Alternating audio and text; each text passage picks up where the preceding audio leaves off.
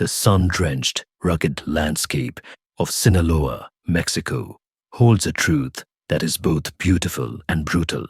It is a land of towering mountains, deep ravines, and fertile valleys, a place where the air hangs thick with the scent of pine and, historically, the intoxicating sweetness of opium poppy.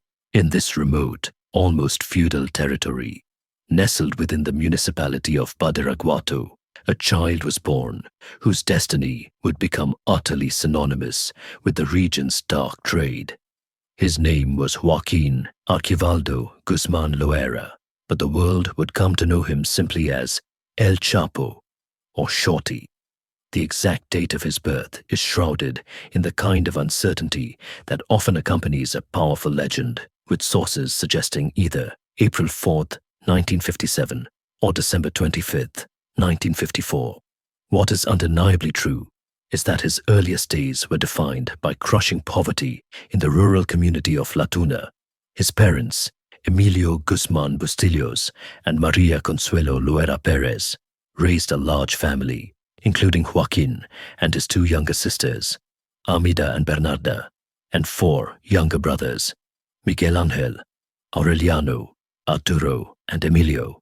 Yet, any romantic notion of a simple agrarian life is immediately destroyed by the reality of his father. Emilio Guzman was a violent man, an abusive patriarch who was already deeply involved in the drug trade as an opium farmer. In the high mountains of the Sierra Madre Occidental, formal education was a luxury the Guzman family could not afford. The nearest school was a formidable 60 miles away, making a daily commute impossible. Consequently, young Joaquin's formal schooling abruptly ended around the third grade, a pivotal moment that closed the door on a legitimate future and opened the path to the illicit trade. The mountains became his classroom, and the lessons he learned were survival, secrecy, and the cultivation of the cash crop that fed the world's burgeoning appetite for narcotics. He was forced to work alongside his brothers, harvesting the opium poppy and marijuana crops that his father would then sell to larger suppliers. His childhood was not merely one of labor and deprivation. It was a constant gauntlet of abuse.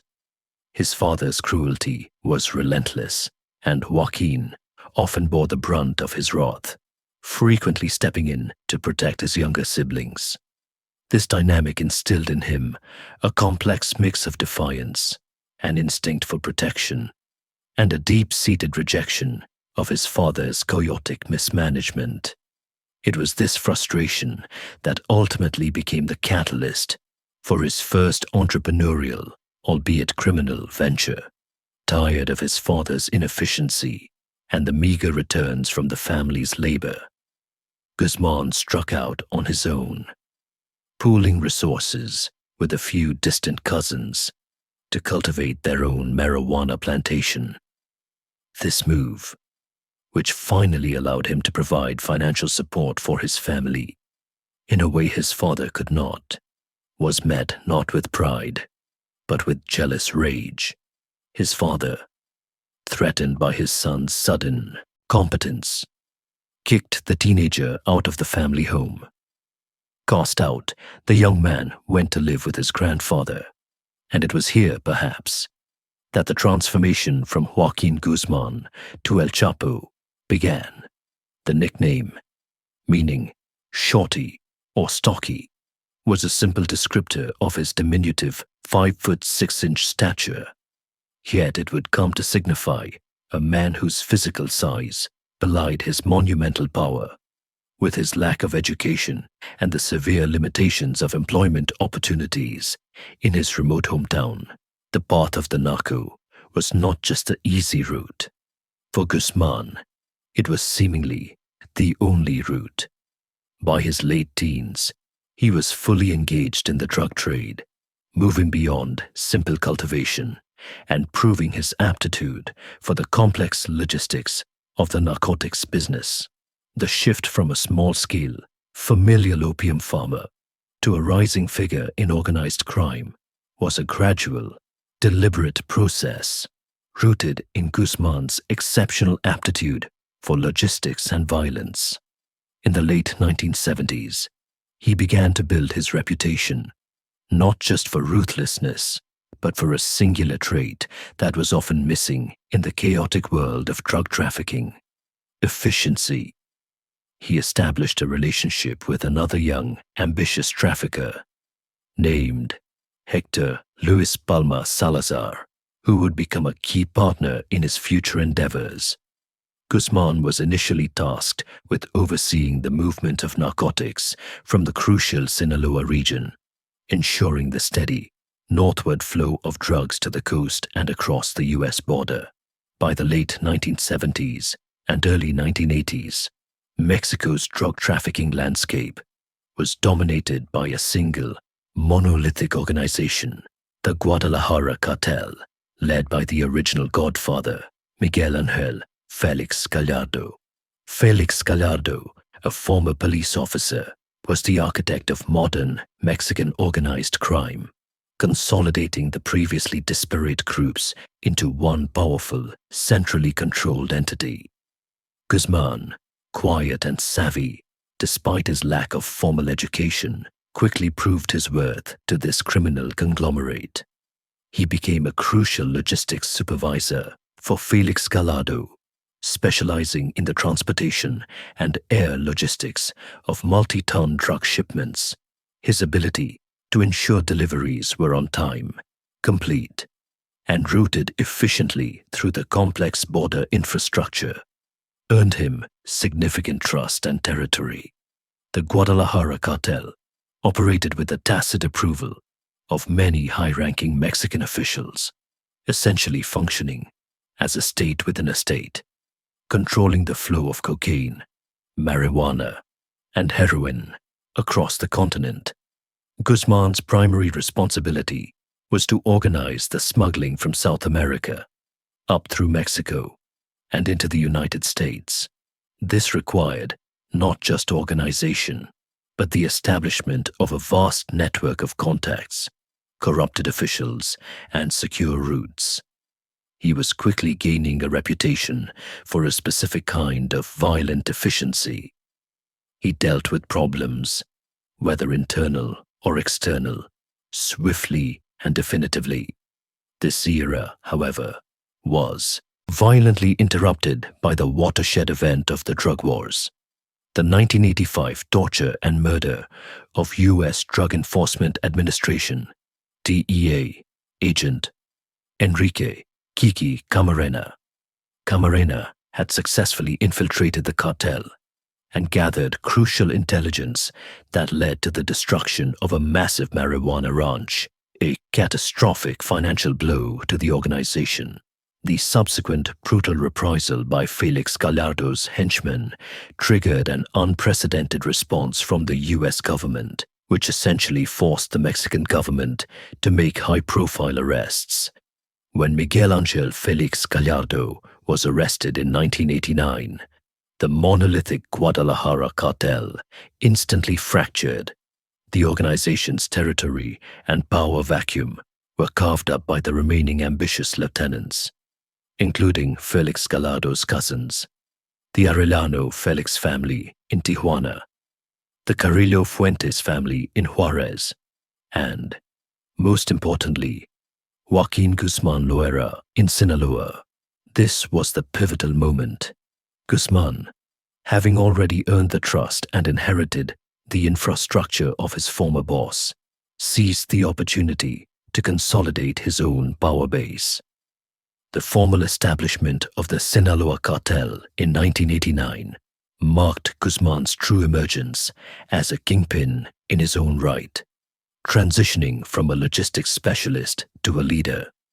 The fragmentation of the old guard, the Guadalajara cartel, left him with inherited territory in Sinaloa, a crucial, historically significant drug trafficking area.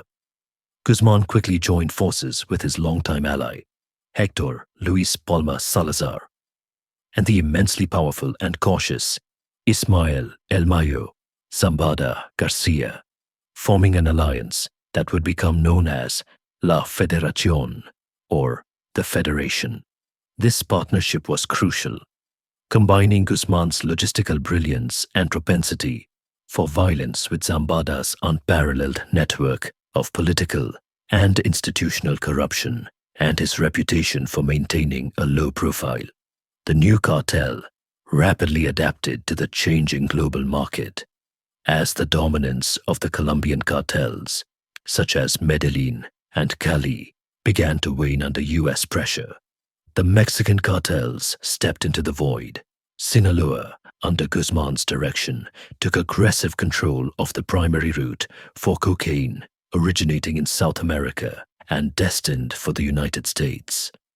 Guzman's strategic genius lay in his innovative and brazen smuggling methods, which allowed his organization to move staggering volumes of narcotics with an unprecedented degree of reliability. He was not just a drug trafficker, he was a revolutionary industrialist of illicit goods. The smuggling innovations of the Sinaloa cartel became legendary, setting the standard for transnational narcotics logistics. They engineered a series of air-conditioned, transnational underground tunnels that burrowed hundreds of yards beneath the highly fortified Mexico-US border. These tunnels, complete with lighting and rail systems, were feats of engineering, allowing the cartel to move drugs without ever breaking the surface. Beyond the tunnels, his methods were notoriously creative, showing a deep understanding of legitimate trade infrastructure. They concealed massive amounts of cocaine inside fire extinguishers, hidden within the walls of railcars, and in massive industrial-sized cans that were deceptively labeled as chili peppers or jalapenos. One of the largest single seizures linked to his cartel involved over 7 tons of cocaine concealed in these jalapeno cans, a detail that perfectly illustrates the scale and audacity of his operations. To protect this increasingly vast and profitable empire, Guzman established heavily armed, brutal enforcement gangs. These groups, with names like Los Chachos, Los Texas, Los Lobos, and Los Negros, served as the cartel's muscle, tasked with securing territory, collecting debts, and, most frequently, carrying out acts of extreme violence against rival organizations and those who betrayed the cartel. The success of the Sinaloa cartel, therefore, was a dual triumph: a logistical powerhouse capable of global distribution, combined with an unparalleled capacity for violence to maintain its power and discipline. Guzman's organization moved multi-ton shipments of cocaine from South America through Central America into Mexico, and was instrumental in the manufacture and distribution of massive amounts of methamphetamine and heroin, sourcing precursors from Asia and distributing the finished product across Canada, Australia, Europe, Africa, and Asia. The new landscape of Mexican drug trafficking, fractured by the fall of Felix Gallardo, immediately plunged into a vicious, bloody conflict for supremacy, and Guzman found himself locked in a territorial war with the Arellano Felix organization, the dominant power in Tijuana. The Tijuana cartel, led by the ruthless Arellano Felix brothers, controlled the incredibly lucrative smuggling routes into Southern California. Guzman was determined to take these routes, leading to a period of open and indiscriminate warfare in the early 1990s. The violence was characterized by brazen public attacks and escalating civilian casualties, a clear sign that the old rules of quiet corruption were giving way to pure terror. This ruthless rivalry culminated at one of the most shocking and defining events of Guzman's early career: the May 24th, 1993 assassination attempt at the Guadalajara International Airport.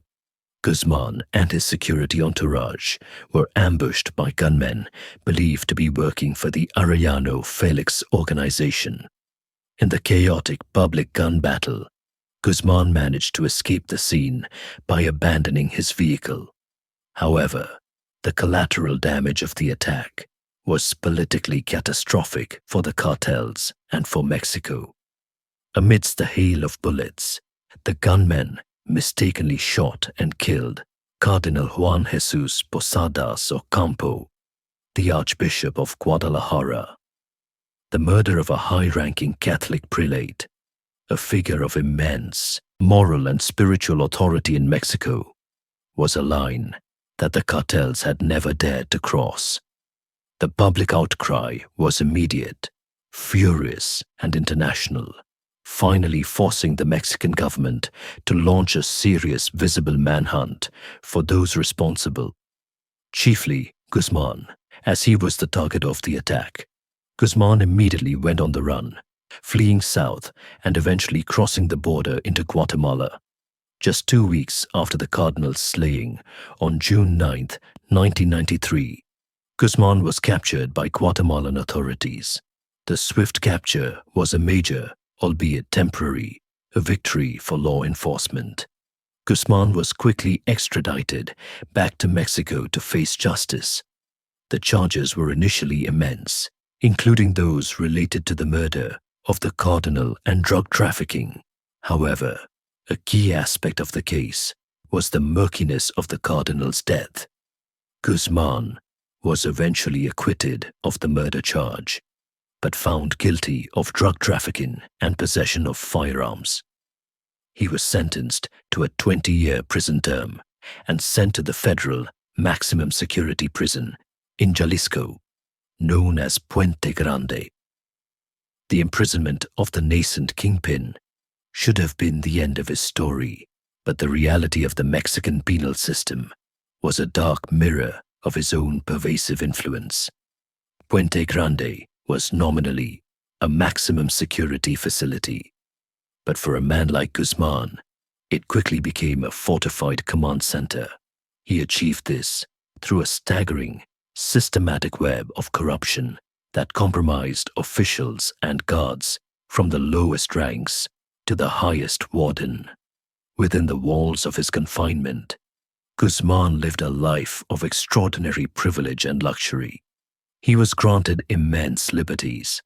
He held regular parties, arranged torrid love affairs with female prisoners brought in from other institutions, and was allowed to continue to manage his vast global drug operation using his jail cell as a fully operational headquarters.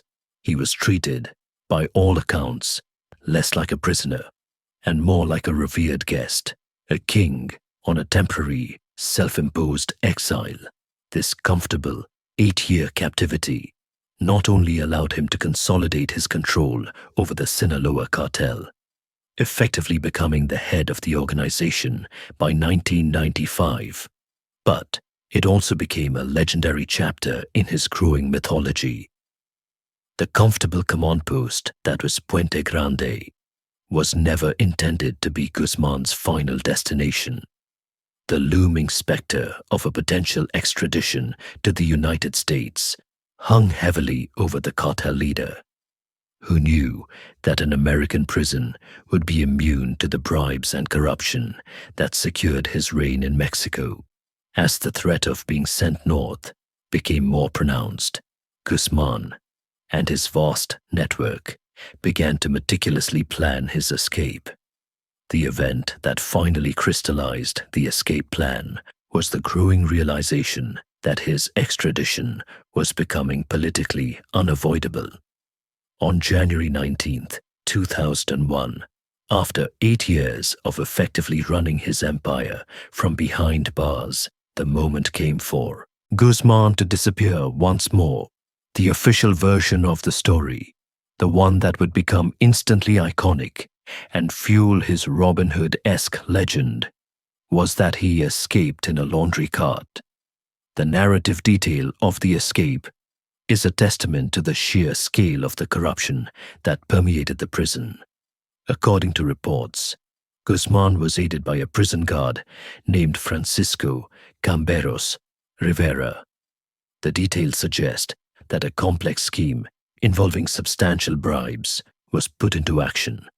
It is alleged that Guzman simply hid his diminutive frame inside a large industrial laundry cart, which was then wheeled past numerous checkpoints, the guards having been paid off to deliberately look away or simply ignore the unusual cargo.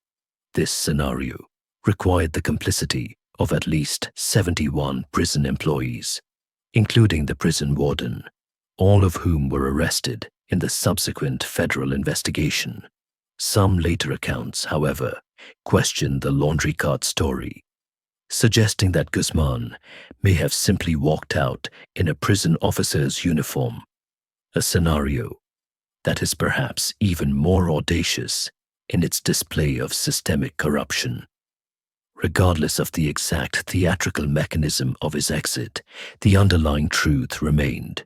Guzman had successfully bribed his way to freedom, turning Mexico's supposedly highest security facility into a revolving door. The immediate aftermath of the escape saw Guzman re-emerge as a top-ranking and now legendary member of the Sinaloa cartel, instantly becoming the world's most wanted fugitive. The Mexican government offered a significant reward for his capture, quickly followed by the United States, which offered $5 million for information leading to his arrest and conviction. Guzman's 13 years on the run from 2001 to 2014 were the zenith of his power, a period of unparalleled expansion and consolidation for the Sinaloa cartel. He masterfully used his elusiveness to cultivate a near mythical persona, especially in the remote, mountainous Golden Triangle, the notorious drug-producing region where he grew up. He maintained a sprawling, state-of-the-art surveillance network, traveled in massive motorcades of armed bodyguards and bulletproof vehicles, and utilized a fleet of aircraft, operating with the confidence and protection of a head of state. Numerous anecdotes and rumors emerged during his time as a fugitive, further cementing his legendary status. The most persistent rumors tell of Guzman entering a public restaurant with his gunmen, ordering all patrons' cell phones and devices to be confiscated, calmly enjoying his meal, and then, upon leaving, paying the entire tab for every customer in the establishment. In his home district, many villagers saw him not as a ruthless criminal, but as a Robin Hood-like figure, a benevolent yet terrifying local patron. This perception was further encouraged by his systematic, quiet efforts to build political capital and support among local populations, using his organization's immense wealth to fund public works or solve local problems, such as kidnappings of businessmen's relatives, a clear strategy for maintaining control without overly aggressive violence. During this prolonged period of freedom, Guzman even got married, hosting a large, lavish wedding party that was reportedly attended by both police officers and local politicians, a brazen display of his corrupted protection.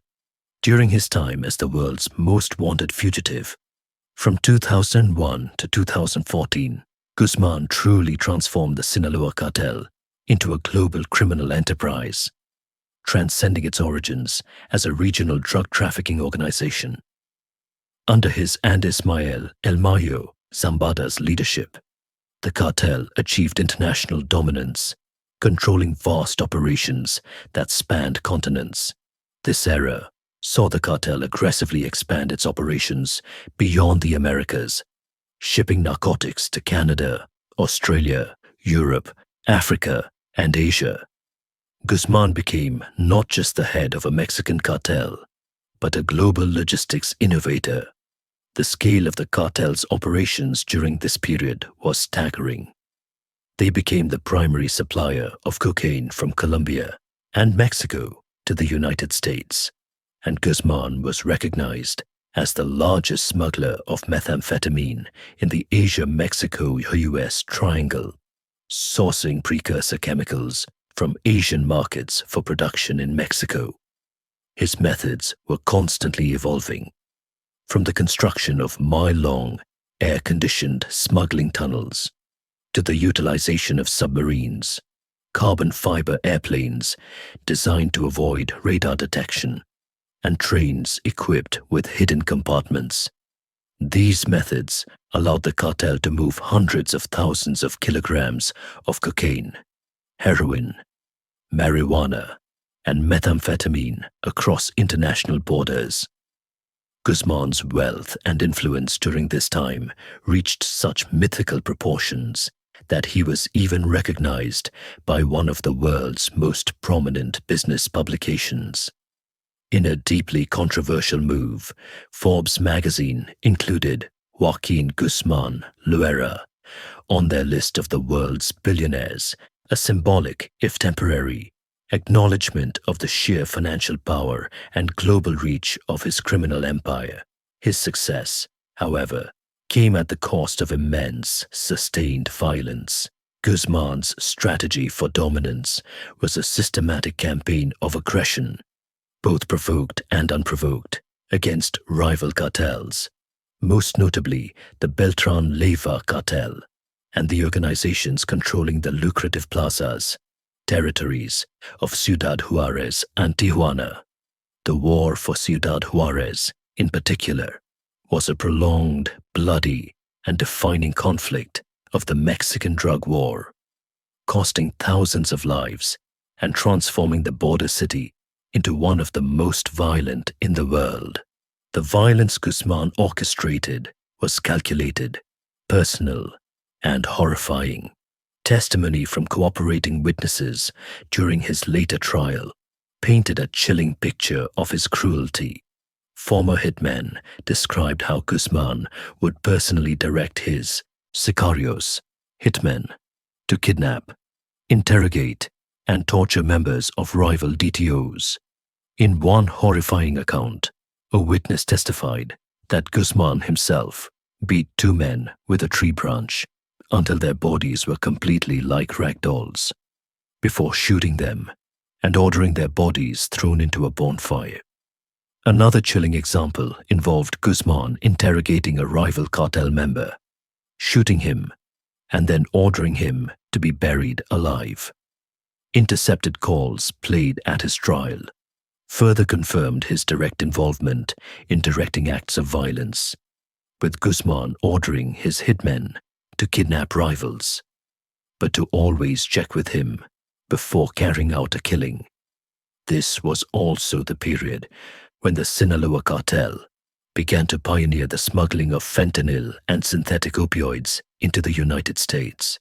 By 2013, Guzman was already pledging to do it big, building an empire from counterfeit OxyContin pills laced with fentanyl, marking an early contribution to the growing opioid crisis.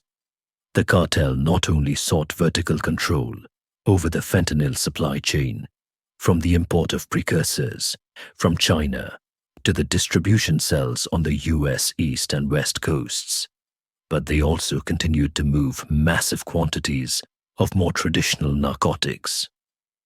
After more than a decade on the run, a period of mythic elusiveness that saw him travel with a presidential-level security detail, Joaquin Guzman's incredible run finally began to unravel in early 2014. The second capture was not the result of a lucky tip, but a deliberate, sustained, and highly sophisticated operation involving close collaboration between Mexican and US intelligence. The operation to locate and capture the fugitive kingpin began in earnest in the weeks leading up to his arrest, focused primarily on the state of Sinaloa, his stronghold. In Culiacan, the state capital, authorities began to raid a series of his secure, fortified safe houses. What the law enforcement teams discovered confirmed Guzman's long-standing affinity for tunnels, a method he had pioneered for drug smuggling and now employed as an escape mechanism. In one safe house in Culiacan, Mexican Marines narrowly missed capturing Guzman by mere minutes. They discovered that a tunnel entrance was ingeniously hidden beneath a bathtub. This was no simple hole in the ground. The bathtub itself was mounted on hydraulics, which, when triggered by a button hidden behind a mirror, would tip 90 degrees to reveal the entrance to a tunnel. This subterranean passage connected to the city's vast drainage system, allowing Guzman to slip into the maze of the municipal sewers and escape the raid. His use of the city's sewer system as a rapid transit network was a chilling display of his preparedness and his engineering expertise. Despite this narrow escape, the relentless pressure continued, forcing Guzman to flee Culiacan and move south to the coastal resort city of Mazatlan. It was in a modest condominium at a beachside resort in Mazatlan, where he was hiding with his young wife, Emma Coronel Aispuro, and their twin daughters, that the long manhunt finally ended. On February 22, 2014, in the early morning hours, a joint team of Mexican Marines, backed by crucial U.S. intelligence, descended upon the apartment complex. The operation was swift and surgical, designed to minimize casualties and prevent Guzman from using his patented escape methods. This time, there was no complex tunnel, no time to slip into a drainage system, and no opportunity for the bribery that had secured his 2001 escape. Joaquin Guzman Loera, the world's most wanted man and a notorious escape artist, was apprehended without a single shot being fired. The capture was immediately hailed as a monumental triumph for the government of President Enrique Peña Nieto, who had made the crackdown on cartels a centerpiece of his administration. For the U.S. government, which had been closely involved in the intelligence gathering, it was proof of Mexico's renewed willingness and ability to pursue the highest-level kingpins. Guzman was quickly transported to the Altiplano Federal Maximum Security Prison, the supposedly impenetrable facility located west of Mexico City, and the very same type of institution he had so easily compromised before. Guzman's confinement at Altiplano, Mexico's most secure penitentiary, was a massive political liability for the Mexican government, a fact they knew well. The memory of his 2001 laundry cart escape and his legendary ability to corrupt his captors made his continued imprisonment a precarious situation. The U.S. government, keenly aware of his history and the intelligence that his sons were actively working on an escape plan, even warned Mexican authorities that Guzman was seeking to tunnel his way out. However, those warnings, and even the most rudimentary assessment of Guzman's modus operandi, his documented adoration of the tunnel, were tragically ignored. On the night of July 11, 2015, the unimaginable yet entirely predictable happened. At 8:52 p.m., Guzman was last seen on the surveillance camera in his cell's shower area. The shower area, ironically, was the one spot in the cell that was a known blind spot for the prison's camera system, a detail that would later be scrutinized as evidence of deep corruption. When guards performed a routine check and found his cell empty, they discovered the impossible. Concealed beneath the floor of the shower was a narrow 20 by 20-inch opening. Dropping down 3 yards from this opening was a vertical shaft that led to a sophisticated, custom-built tunnel system. The tunnel itself was an absolute marvel of illicit engineering, a clear, unmistakable testament to the astronomical resources of the Sinaloa cartel and the stunning negligence or corruption of the prison system. The tunnel ran for over 1 mile, or approximately 1.5 kilometers, connecting his cell directly to a partially constructed building on a remote construction site outside the prison walls. The engineering detail was extraordinary. The tunnel was high enough for Guzman's 5-foot 6-inch frame to stand upright without hitting his head, a detail that strongly suggested the design was tailored specifically to the diminutive kingpin. It was equipped with PVC piping for ventilation, complete with discarded oxygen tanks and tools used in its construction, and fully illuminated with lighting. The most incredible element of the discovery was the presence of a motorcycle. A motor bicycle, adapted to run on rails that had been installed within the tunnel, was found. It is believed this vehicle was used to transport the massive amounts of dirt and rock excavated during the construction, as well as the tools and machinery required for the drilling. It is also highly probable that Guzman himself rode this vehicle to freedom, speeding his way from the maximum security prison to the outside world. The brazen, spectacular escape was an immediate, profound, international humiliation for the Mexican government, a devastating blow to the credibility of President Peña Nieto's administration. The president, who was flying to France for a state visit at the time, expressed his deep concern and indignation, immediately ordering a massive manhunt and the interrogation of numerous prison workers. The sophistication of the escape, the precision of the tunnel's alignment, and the fact that it was built directly under the most wanted man in the world could only be explained by a staggering level of internal corruption. Corruption that proved, once again, that Guzman was untouchable within his own country. Following his astonishing second escape, Joaquin Guzman went on the run for a final, short period. His months of freedom were marked by a high-profile, surreal twist that would ultimately lead to his demise, his attempt to cultivate a media presence. This desire for celebrity and recognition proved to be the Achilles heel that intelligence officials needed. The most significant event during his final period as a fugitive was a secret meeting in October 2015, which was brokered by Mexican actress Kate Del Castillo. Del Castillo, who had corresponded with Guzman, arranged for the drug lord to meet with American actor Sean Penn. Guzman's motivation for the meeting was a profound, perhaps narcissistic desire to have a film made about his own life. The meeting, held at a remote jungle hideout in Mexico, resulted in an interview that was published in Rolling Stone magazine on January 9, 2016, the day after his final capture. In the interview, Guzman, sitting comfortably with Penn and a large security detail, brazenly discussed his operations, claiming to be the world's largest supplier of illicit drugs.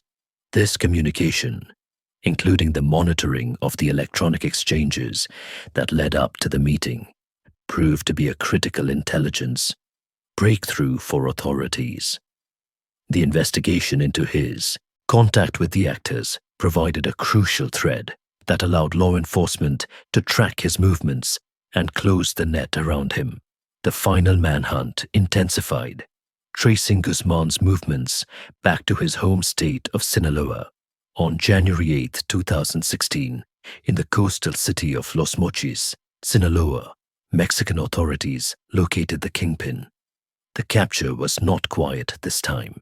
It was preceded by a dramatic, intense shootout between the Mexican Marines and Guzman's security team. Guzman was finally apprehended after escaping the initial raid and attempting to flee through the municipal sewer system once more. He was captured and presented to the media, in a significant show of force, with President Peña Nieto famously announcing on Twitter, "Mission accomplished, we have him." Following his recapture, Guzman was returned to the same Altiplano prison, a move that was an almost comical display of confidence or desperation by the Mexican government. This time, however, his conditions were drastically different. He was moved constantly from cell to cell and subjected to severe security protocols to prevent a third escape.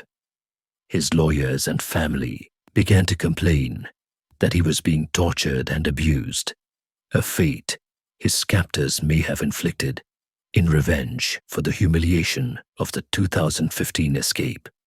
The shame and international scrutiny of the Altiplano tunnel escape fundamentally changed the extradition conversation. Mexican officials, having repeatedly demonstrated their inability to hold him securely, quickly signaled their willingness to turn him over to the United States.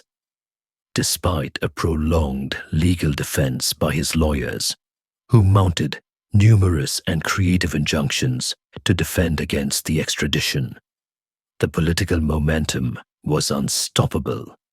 A critical requirement for the extradition was the U.S. agreement not to seek the death penalty, a mandatory step under the treaty, due to the homicide charges he faced.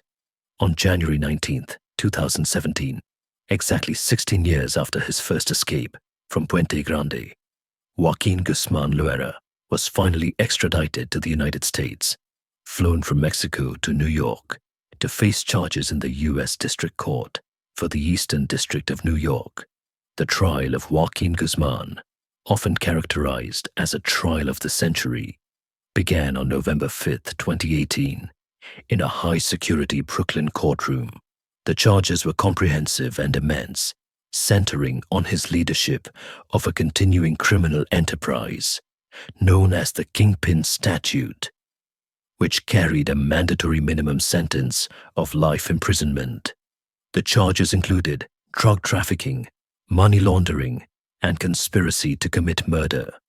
The trial lasted for over 200 hours of testimony, with an intense focus on the intricate and brutal details of the Sinaloa cartel's operations. The prosecution presented a massive trove of evidence, including testimony from 14 cooperating witnesses, many of whom were former associates and high-ranking cartel members, who detailed Guzman's personal direction of violence, corruption, and global logistics. Evidence presented included the seizure of over 130,000 kilograms of cocaine and heroin, weapons, including AK-47s, grenades, and a rocket-propelled grenade launcher, his use of a gold-plated AK-47 and diamond-encrusted handguns, intercepted text messages, recordings, and ledgers, and the testimony of an information technology engineer who detailed how Guzman paid him $1 million to set up a sophisticated, encrypted communications network to operate his global drug trafficking without fear of interception. One of the most damning pieces of evidence was the playing of Guzman's own intercepted words, discussing the trafficking of methamphetamine, or ice, and his ordering of kidnappings and violence. The defense maintained that Guzman was not the true organized crime leader, suggesting that his partner, Ismael El Mayo Zambada, was the real kingpin. However, the overwhelming, multifaceted evidence presented by the prosecution was impossible for the jury to ignore. On February 12, 2019, the jury returned a verdict of guilty on all 10 counts against him. On July 17, 2019, Joaquin El Chapo Guzman was sentenced to a term of life imprisonment without the possibility of parole, plus an additional 30 years, and ordered to forfeit assets estimated at over $12.6 billion. He was subsequently incarcerated at the ADX Florence Supermax prison in Colorado, the Alcatraz of the Rockies. a facility designed to be entirely immune to the corruption and escapes that defined his life. The story of the diminutive man from the mountains of Sinaloa, who became the world's most powerful and elusive drug lord, was finally concluded, not by a rival's bullet or a political decree, but by the American justice system. Hey everyone, it's Jimmy here, with a quick reminder to like and subscribe if you appreciate my content, and hit the notification bell and turn on all notifications for my channel. Also, remember to check out my other channels, Lazy Chill Zone and Lazy Chill History, for unsolved mysteries and historical content, respectively.